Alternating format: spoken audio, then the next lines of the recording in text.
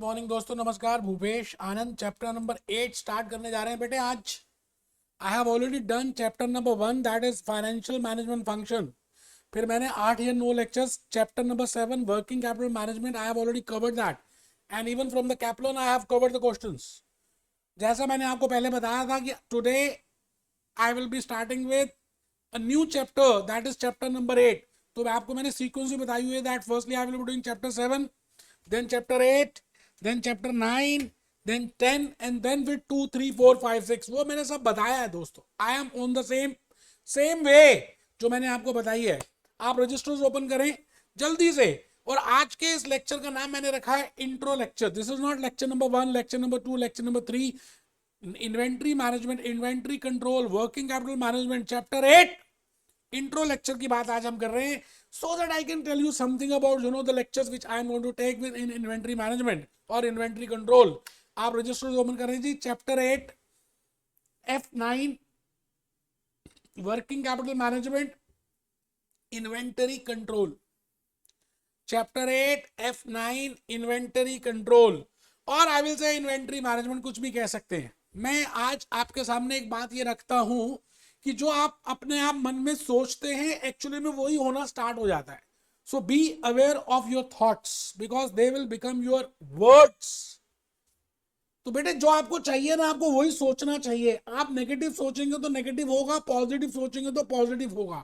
अभी तक लाइफ में ऐसा ही हुआ, आप सोच के देख ले, बैठ के देखें कभी आराम से। तो आपको वही सोचना है जो आपको चाहिए बेटे। ACCA skill level financial management F9। मैं भूपेश आनंद आज आपको के सामने I am going to start with the intro lecture for chapter number 8 that what are the topics, what are the learning outcomes, what are the points which are covered in this chapter number 8 so that we can have an idea। ठीक है sir, बहुत बढ़िया। बैठने का poster आपको पता ही है। Working capital management we have started from lecture number chapter number 7। बेटे वर्किंग कैपिटल मैनेजमेंट के दो बड़े इंपॉर्टेंट पहलू हैं। जब मैं बोलता हूं ना वर्किंग कैपिटल, तो आपके माइंड में करंट एसेट्स और करंट लायबिलिटीज आना चाहिए। बिकॉज वर्किंग कैपिटल का मीनिंग ही है current assets and current liabilities. Because उन दोनों को जुड़कर, उन दोनों को डिडक्ट करके, मतलब करंट लायबिलिटीज जब आप डिडक्ट करते हैं करंट एसेट्स में से, तो बैलेंसिंग फिगर आती है वर्किंग कैपिटल। तो मैंने कहा वर्किंग कैपिटल जैसे ही मैं बोलता हूं, आपके माइंड में, आपके जहन में करंट एसेट्स और करंट लायबिलिटीज आ जाना चाहिए। It means it is nothing but current assets management और current liabilities management। तो चैप्टर 8, चैप्टर 9 और चैप्टर 10 एक्चुअली में करंट एसेट के जो डिफरेंट डिफरेंट कंपोनेंट्स हैं, जैसे इन्वेंट्री इज अ कंपोनेंट। तो आज का ये जो चैप्टर 8 है इन्वेंट्री मैनेजमेंट के ऊपर है, इन्वेंट्री कंट्रोल के ऊपर है। अच्छा, account receivables is a component, तो chapter 9 is account receivables management. Cash is a component, so chapter 10 is cash management. तो मैं भूपेश आनंद चैप्टर 8 आज आपके सामने स्टार्ट करूंगा। और एक मटका बनाया जी मैंने छोटा सा। मैंने कहा मैं इसमें वर्किंग कैपिटल लिख रहा हूं और इस मटके से दो ब्रांचेस निकल रही हैं। एक ब्रांच का नाम है करंट एसेट्स और दूसरी ब्रांच का नाम है करंट लायबिलिटीज। एक ब्रांच का नाम है करंट एसेट्स और दूसरी ब्रांच का नाम है करंट लायबिलिटीज। करंट एसेट्स को अगर आप देखें, which we have already seen so many times in last 9-10 lectures, that is in chapter number 7। Current assets के मेजर कंपोनेंट्स, मेजर हीरोज हैं। क्या क्या जब मैं बोलता हूं पाव भाजी, तो पाव भाजी के मेन हीरो क्या है? पाव और भाजी। चटनी प्याज मिले ना मिले कोई बात नहीं, but the point is the major components of pav bhaji is, जैसे मैं बोलता हूं डोमिनोज पिज्जा, तो पिज्जा बेस और चीज एक मेजर कंपोनेंट है। सिमिलरली करंट एसेट के 3 मेजर कंपोनेंट है बेटे, inventory, account receivables and cash. So my point is, I will be doing chapter number 8, chapter number 9 and chapter number 10. And similarly, when I say working capital, so the next branch is from that matka, that is current liabilities. And when I say current liabilities, that is accounts payable, जिसको आप बोलते थे बेटे creditors। ये भी chapter 9 में cover कर दिया। मैं आज आपके सामने ये कहना चाहता हूं कि I will be taking I think 6 or 7 lectures। मैं 7 lectures लेने वाला हूं बेटे। सर खाली इन्वेंटरी में? हाँ बेटे, इन्वेंटरी कंट्रोल में ही, only in the chapter inventory control. बेटे खाली फॉर्मेलिटी थोड़ी करनी है कि बस करा दिया, आपको लॉजिकली बताना है, कैपलॉन के क्वेश्चंस कराने हैं, सारी बातें समझानी है। ऐसा थोड़ी बस टच किया और हो गया, नहीं बेटे। अब लेक्चर 1 में, because there are different learning outcomes. तो मैंने क्या किया, उन लर्निंग आउटकम्स को कंसेप्ट्स में डिवाइड किया। अभी दिखाता हूं। मैंने बेटे बड़े प्यार से आपके लिए जूस नोट्स बनाए हैं। आप देखिए जूस नोट्स में दिस इज इन्वेंट्री कंट्रोल। ये बेटे इन्वेंट्री कंट्रोल आपको दिख रहा है।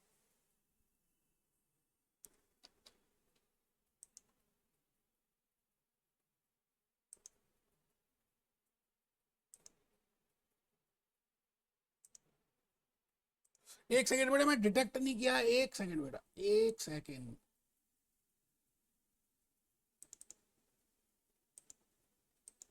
लो बेटे, अब दिख रहा है? हाँ जी, अब दिख रहा है बेटा? ये देखो जी, चैप्टर हम इस समय 8 में हैं, जिसका नाम है इन्वेंट्री कंट्रोल। हमने इस समय चैप्टर 1 कर लिया, चैप्टर 7 भी कर लिया, चैप्टर 8 में हूं। और चैप्टर 8 में अगर आप ध्यान से देखें तो as per Kaplan and as per BPP, these are the learning outcomes which we have to discuss. Learning outcomes explain the objective of inventory management. First learning outcome as per Kaplan and BBB is what is the meaning of inventory management. Okay, define and explain lead time and buffer inventory. Lead time क्या होता है? जैसे आपने AC से join किया और after 1.5 year you will become a member of this institute, तो मैं कहूंगा 1.5 year का लीड टाइम है, गैप है।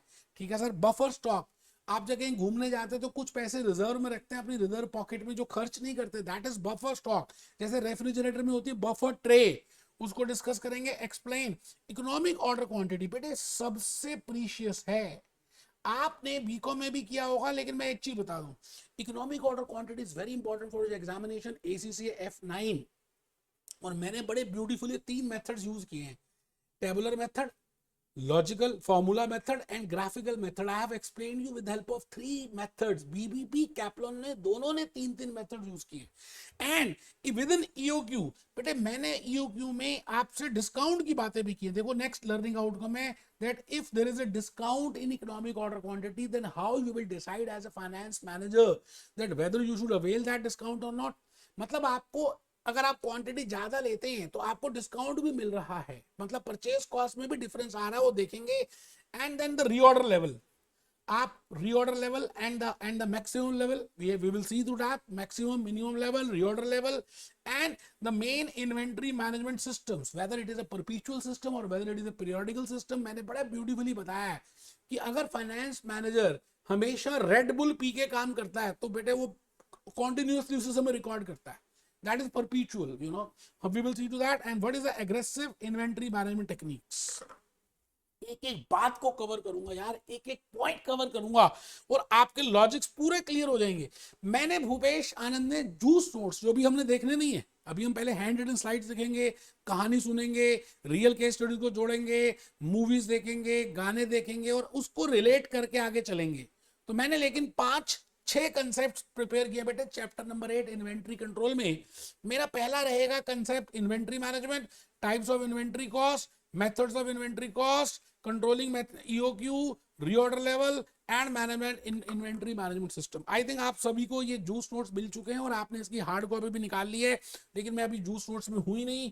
मैं इस समय आपके सामने खड़ा हूं और आपसे कहता हूं कि आप प्लीज इसको लिखिए। लेक्चर प्लान है बेटा, बेटे हम प्लानिंग कर रहे हैं so that we can see that how many lectures will be devoted। so lecture number 1 में मैं आपको सबसे ब्यूटीफुली इन्वेंट्री मैनेजमेंट का एक फ्लो चार्ट बना के दिखाऊंगा। बेटे बड़ा ही प्यारा सा मैंने फ्लो चार्ट प्रिपेयर किया है। अगर आप उस फ्लो चार्ट को बना लेंगे तो you will be understanding that what I mean by inventory management and what I mean by inventory control. ठीक है sir. Types of inventory cost, we will see purchase cost, fixed cost, variable cost, reordering cost, carrying cost, holding cost, opportunity cost, go down cost हम देखेंगे। And second is lecture 2 में मैंने बड़ी प्यार से एक मैगी नूडल्स की case study ली है बेटे, रियल लाइफ की केस स्टडी ली है, जो हम घर में रेगुलरली मैगी खाते हैं। मैंने कहा जी आप मैगी कंपनी के फाइनेंस मैनेजर बन जाओ, आप बताओ कैसे इन्वेंट्री मैनेज करोगे। अगर आप क्रोमा के बन जाते हैं, अगर आप रिलायंस डिजिटल के बन जाते हैं, how you will manage the inventory. So with the help of that case study and then you know ordering cost का मीनिंग मैंने बताने की कोशिश की, टाइप ऑफ होल्डिंग कॉस्ट बताने की कोशिश की लेक्चर नंबर 2 में।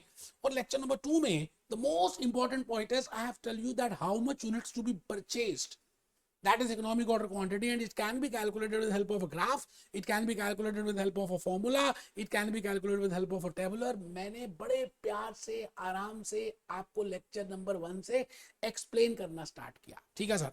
लेक्चर 3 में मैंने अजम्पशंस डिस्कस की कि जब आप इकोनॉमिक ऑर्डर क्वांटिटी निकाल रहे हो, that is William J Baumol, तो विलियम जे बाउमल ने क्या सोचा होगा at the time of calculating, at the time of formulating that model. अब जैसे मैं सोच रहा हूं कि आप इस समय कमर सीधी करके बैठे हैं, टेबल चेयर में बैठे हैं, मेरे हैंड रिटन स्लाइड्स लिख रहे हैं, तभी तो मैं कह रहा हूं कि you can clear in first attempt. तो दीज आर माय अजम्पशंस। अगर आप ये इसमें से कुछ अजम्पशंस को लूज कर दें तो 2-3 अटेम्प्ट लग सकते हैं। तो इकोनॉमिक ऑर्डर क्वांटिटी का जब फॉर्मूला आया तो उन्होंने कुछ अजम्पशंस ली, वो अजम्पशंस को डिस्कस करेंगे। और बेटे मैं मैकडॉनल्ड्स की केस स्टडी कराऊंगा, बड़ी प्यार से मैंने बताई है। And then I will be discussing in lecture number 5, बड़े बड़े छोटे छोटे से प्यारे प्यारे से लेक्चर हैं, inventory management ratios, just in inventory management system, ये सब कुछ हम डिस्कस करने वाले हैं। Lecture number 6 is most important. बेटे इकोनॉमिक ऑर्डर क्वांटिटी को मैं डिस्कस करूंगा डिस्काउंट्स के साथ। इकोनॉमिक ऑर्डर क्वांटिटी को आई will be discussing with discount.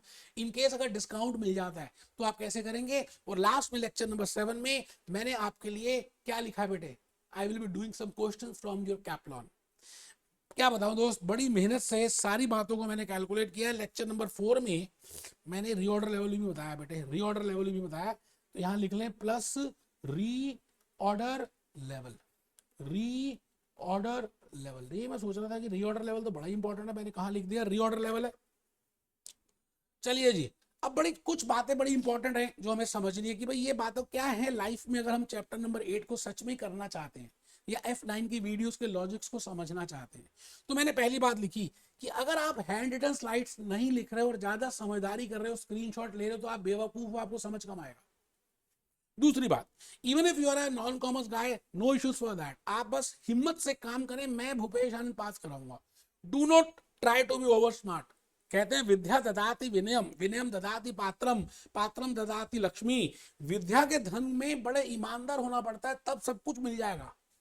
अच्छा आपको मैं बता दूं, ये जो लेक्चर्स मैंने लेक्चर 1, 2, 3, 4 एक्चुअली में क्या है, ये कॉमन टॉपिक है। It is in CMA USA, it is in CP USA, it is in CFA USA, बड़े सारे इंटरनेशनल एग्जामिनेशन में एक टॉपिक कॉमन है।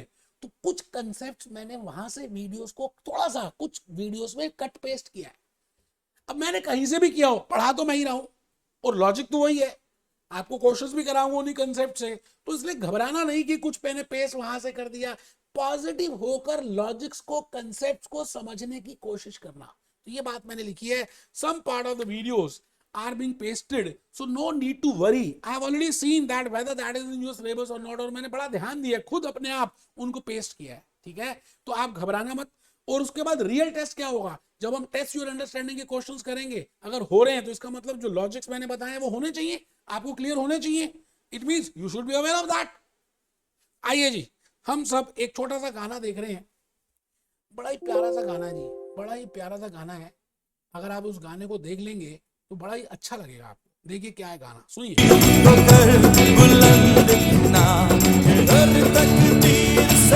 क्या लिखा जी, खुद ही को कर बुलंद इतना कि हर तकदीर से पहले खुदा पूछे हर बंदे से कि तेरी रजा क्या है। मतलब इतनी मेहनत करो F9 financial management ACCA skill level first attempt में पास होने के लिए, कि भगवान खुद पूछे कि यार क्या चाहिए तेरे को, ये बता। खुदा बंदे से ये पूछे, बता तेरी रजा क्या है। तो आई थिंक आप मेरी भावना समझ चुके हैं, मैं ये गाना क्यों चलाया और क्या बताना चाहता हूं, आप समझ गए। F9 financial management skill level lecture 1 से लेक्चर 7 तक इन्वेंट्री मैनेजमेंट आप ईमानदारी से अटेंड करना, नोट करना, पॉजिटिव रहना। हम मिलते हैं लेक्चर 1 में। Be happy, be jolly, be cheerful.